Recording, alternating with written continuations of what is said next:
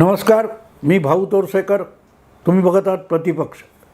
मित्रांनो, हा व्हिडिओ मी शनिवारी करतो आहे आणि 7-8च्या सुमाराला कधीतरी एक बातमी आली, ती बघितली.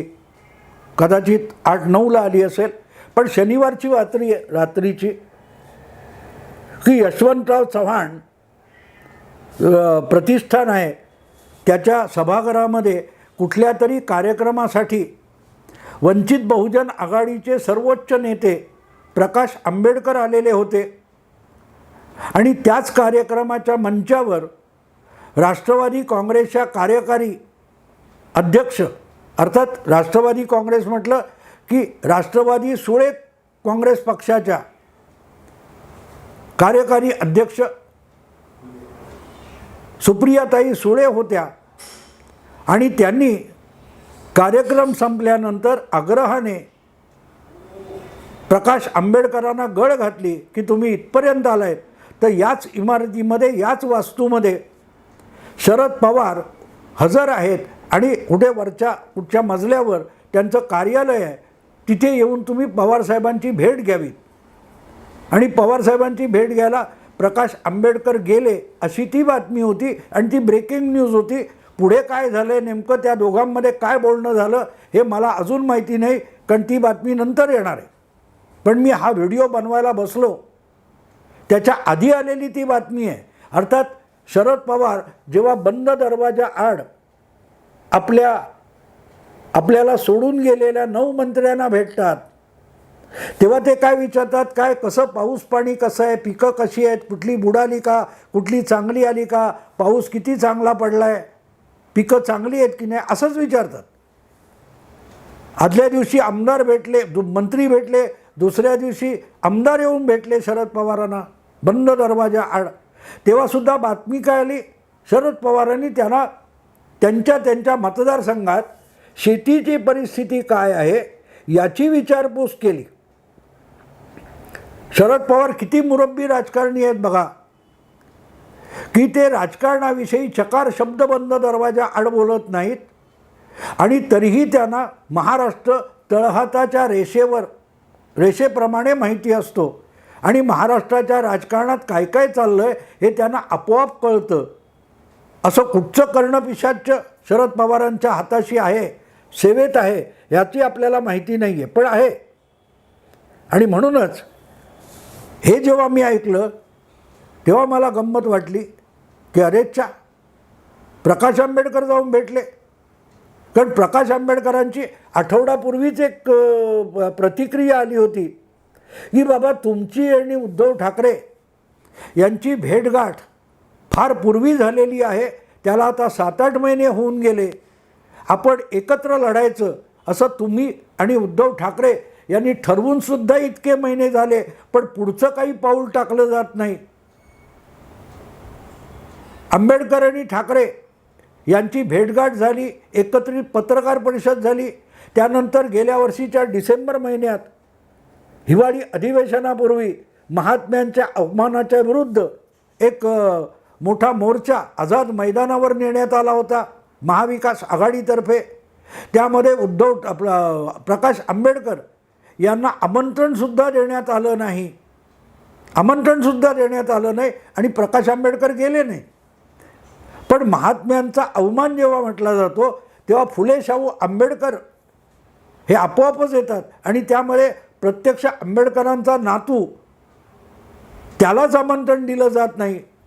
पण दिलं गेलं नाही, फक्त ती एक पत्रकार परिषद सोडली. तर ठाकरे आणि आंबेडकर यांच्यातल्या युतीचं आणि एकत्रित लढण्याचं पुढे काय झालं याचा आजपर्यंत कोणाला सुगावा लागलेला नाही. अधूनमधून पत्रकार त्या युतीला किंवा त्यांच्या आघाडीला काय म्हणतात ती फोडणी देत असतात, शिळ्याकडीला ऊत आणत असतात, पण पुढे काय होत नाही.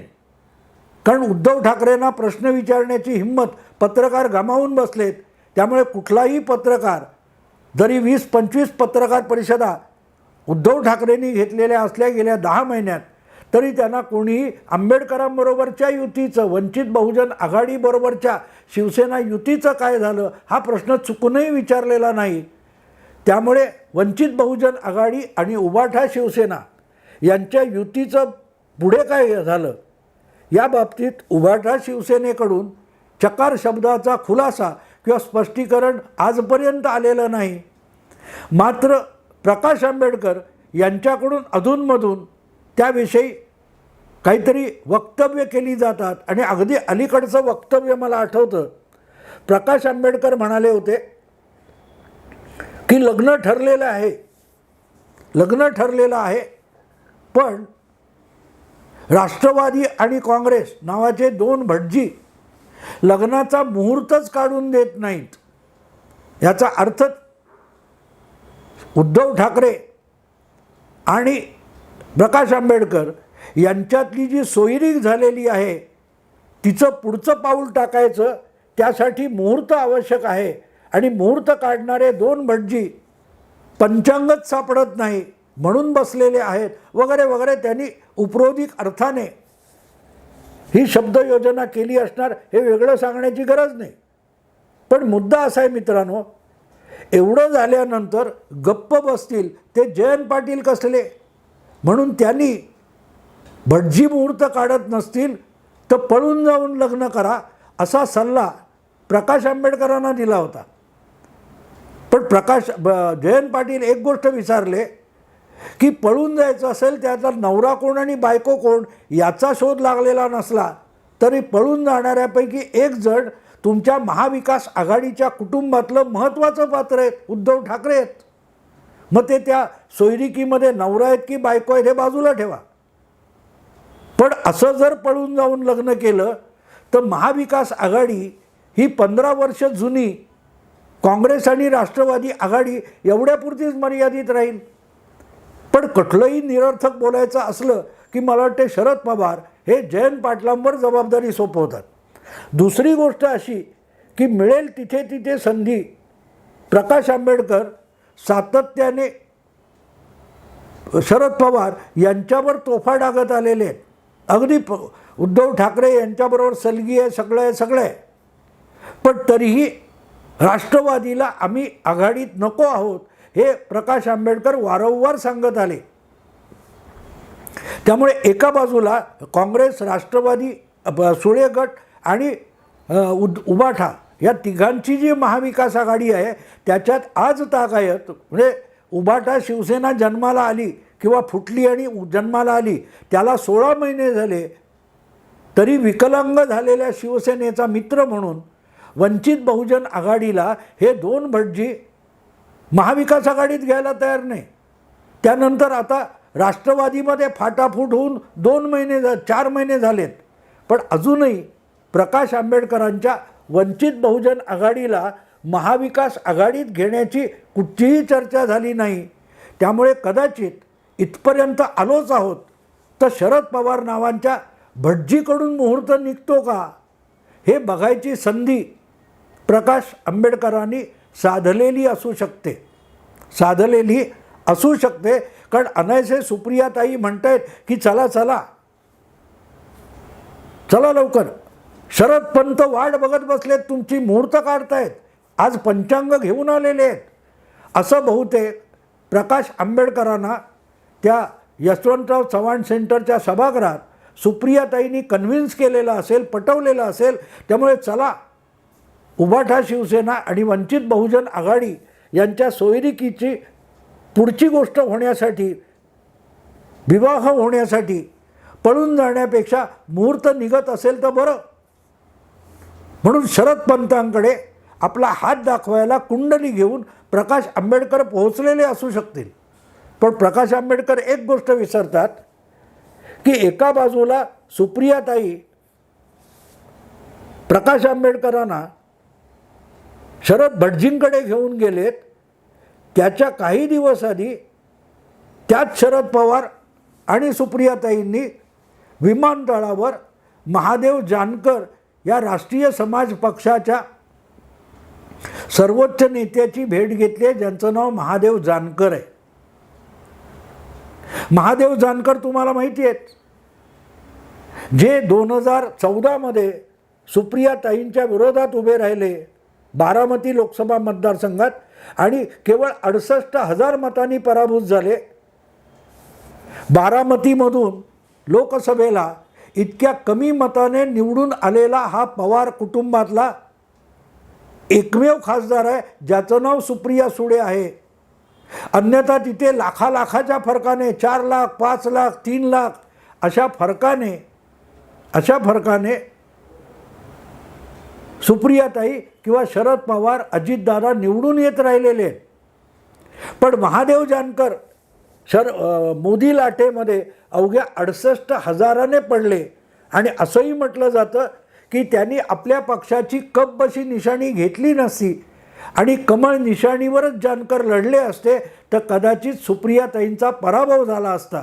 आणि अशी एक दंतकथा आहे की 2014मध्ये महाराष्ट्रात प्रचाराला येणाऱ्या नरेंद्र मोदींनी बारामतीमध्ये प्रचाराला येऊ नये अशी विनंती त्यांना खुद्द शरद पवारांनी केली होती.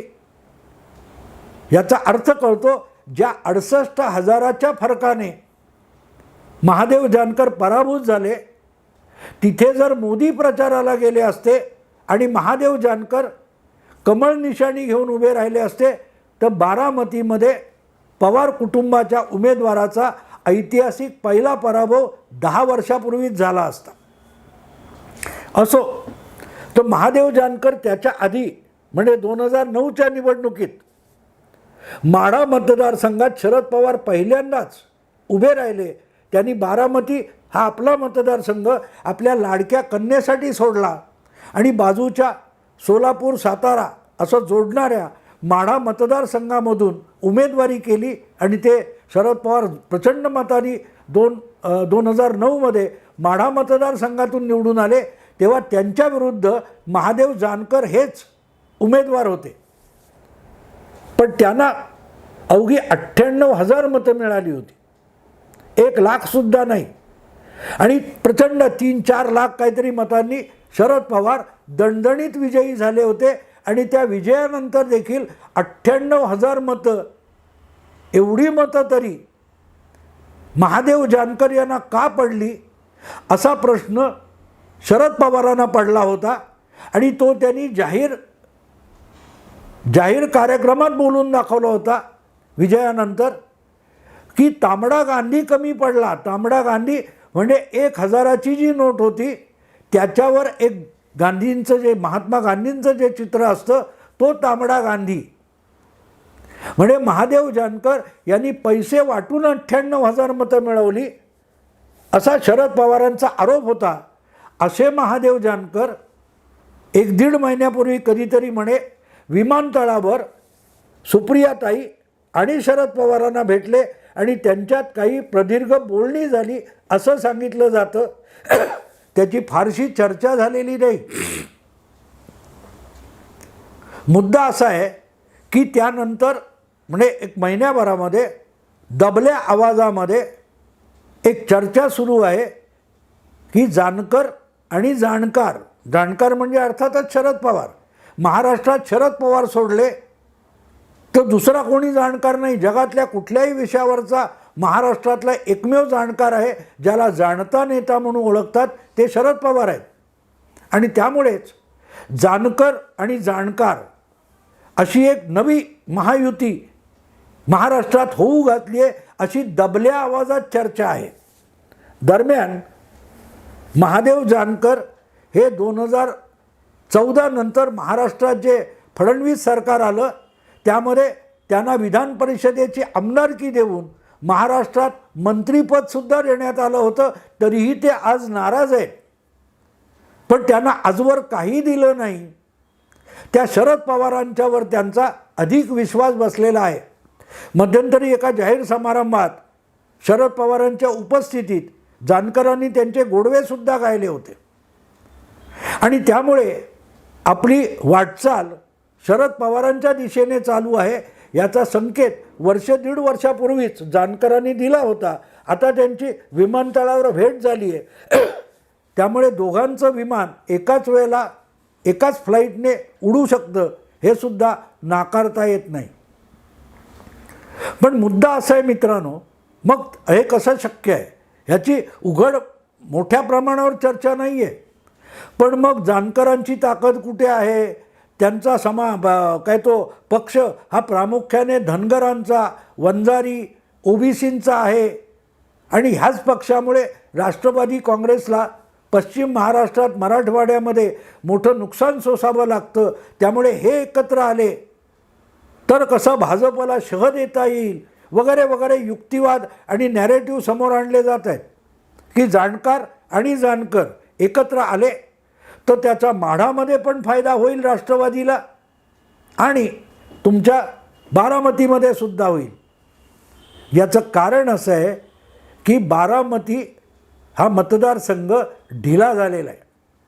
शरद पवारांना जानकरांसारख्या माणसाची गरज आहे आणि मग जानकर आणि पवार एकत्र आले तर बारामतीचं नुकसान कमी होऊन बारामती हा अधिक अजिंक्य किल्ला कसा होईल हा पण युक्तिवाद सांगितला जातो. आणि तो सांगताना काय सांगितलं जातं की 2014मध्ये बारामतीतून उभे राहिलेले जानकर यांनी 4 लाखापेक्षा अधिक मतं मिळवली होती. पण 4 लाखापेक्षा अधिक मतं भाजपच्या महायुतीत जाऊन मिळवली होती, मोदी लाटेत मिळवली होती. पण जेव्हा एकटे स्वबळावर माढामध्ये 2009 साली उभे राहिले तेव्हा फक्त 98,000 मतं मिळाली होती. आणि म्हणून 2014ची मतं घ्यायची नसतात तर स्वबळावर जानकरांनी मिळवलेली मतं ही त्यांची खरी मतं असतात जी कोणी झिडकारू आणि नाकारू शकत नाही. पण ज्यांना जानकर आणि पवार एकत्र आले तर कसं भाजपला आव्हान उभं राहू शकतं हे सांगायचं असतं. तेव्हा मग 2014ची मतं दाखवायची. पण 2009मध्ये फक्त 98,000 मतं मिळवून शरद पवारांना लाखोच्या फरकाने जिंकून जानकरांनीच दिलं होतं याची चर्चा करायची नाही. हा जो प्रकार असतो तो हास्यास्पद असतो. हां, तो काय तो शेर आहे ना ह्याचा, दिल बहलाने के लिए ख्याल अच्छा है गालिब. मनोरंजन करण्यासाठी कल्पना फार चांगली आहे असं गालिब म्हणतो. दिल बहलाने के लिए ख्याल अच्छा है गालिब वरना जन्नत की हकीकत तो हमें भी मालूम है. अर्थ असा आहे की जन्नतमध्ये म्हणजे स्वर्गात अमुक अमुक आहे, तमुक तमुक आहे. फक्त मरा आणि स्वर्गात जा की तुमच्या इच्छा म्हणाल ती इच्छा पूर्ण होऊ शकते, त्याला स्वर्ग म्हणतात, म्हणजे जन्नत. पण वस्तुस्थिती कोणीच बघितलेली नाही. गालिब काय म्हणतो की दिल बहलाने के लिए ख्याल अच्छा है. मनोरंजन करण्यासाठी, आपण स्वतःशीच खुश राहण्यासाठी असला कल्पनाविलास फार चांगला असतो. पण वस्तुस्थिती सगळ्या जगाला माहिती असते. जन्नत की हकीकत हमें भी मालूम है असं म्हणतात. त्यासारखं जानकर आणि जाणकार यांच्या युतीचं जे कौतुक चाललं आहे ते त्या अर्थाने लक्षात घेण्यासारखं आहे. शरद पवार आणि जानकर एकत्र आले म्हणून महाराष्ट्राच्या 4 लोकसभा मतदारसंघामध्ये प्रचंड फरक पडू शकत नाही. कारण जानकर ज्यावेळेला 4 लाखापेक्षा अधिक मतं मिळवतात तेव्हा ते मोदी लाटेवर स्वार झालेले असतात. नितीश कुमार यांची सुद्धा कडी पातळ झाली आहे. कारण त्यांचे खासदार आगामी लोकसभेत भाजपत जायला तयार आहेत. पण इंडी आघाडीतर्फे उभं राहून पडायला तयार नाहीत, पराभूत व्हायला तयार नाहीत. कारण त्यांनाही माहिती आहे आपण मोदी लाटेवर स्वार होऊन 2019मध्ये जिंकलं, पण 2014मध्ये सपाटून मार खाल्ला होता जेव्हा मोदी लाटेत आपण वाहून गेलो होतो. हे नितीशच्याही खासदारांना समजायला लागले. हे जर जानकरांना समजत नसेल, जानकरांना, पण जानकरांना कळतं, शरद पवारांना कळतं की आपल्यासोबत येऊन जानकर यांच्या राष्ट्रीय समाज पक्षाचा कुठलाही फायदा होणार नाही. आपण आजपर्यंत डझनावारी महाराष्ट्रातले लहान मोठे पक्ष गिळंकृत केले, बुडवले, संपवले. तसा आणखीन एक बळी आपल्यासमोर आलेला आहे. हे शरद पवारांना कळतं. पण जानकरांना कळत नाही. आणि म्हणून एन डी एमध्ये आपल्याला एक खासदाराची जागा किंवा एक खासदार, एक आमदार आणि एक मंत्रीपद देणार असाल तर एन डी एत राहू, नाहीतर वेगळा विचार करू, अशी धमकी जानकर देत आहेत. आणि ते बघून शरद पवार खुश झाले असतील आणि आपल्या पंखाखाली घेणार असतील, तर शरद पवारांना परिणाम नेमका कळतोय ज्याविषयी जानकर अनभिज्ञ आहेत. त्यांचं मनोरंजन चाललंय, पण जन्नत की हकीकत शरद पवार भी पूरी जानते हैं. ज्याला जानकर जन्नत समजत असतील तर त्या जन्नतची हकीकत शरद पवारांना माहिती आहे. आजपर्यंत शेका पक्ष कसा संपला, रिपब्लिकनांचे वेगवेगळे गट कसे संपले, समाजवादी पक्ष कसा संपला, जनता दल कसं संपलं, ही जन्नतची हकीकत आहे. ती शरद पवारांना माहिती आहे, जानकरांना नाही. जानकर दिल बहलाने के लिए ख्याल अच्छा है असं समजून एन डी एला धमक्या देत आहेत. त्यांच्या धमकीकडे मोदी शहा वळूनसुद्धा बघतील असं मला वाटत नाही. प्रकाश आंबेडकर त्याच रांगेत चाललेले आहेत ज्यांनी मध्यंतरी उद्धव ठाकरेंना सांगितलं होतं शिवसेनेचे डझनभर तुकडे काँग्रेसवाले करतील, कारण त्यांनी रिपब्लिकन पार्टी ऑफ इंडिया RPIचे सुद्धा अनेक तुकडे पाडून टाकलेले आहेत.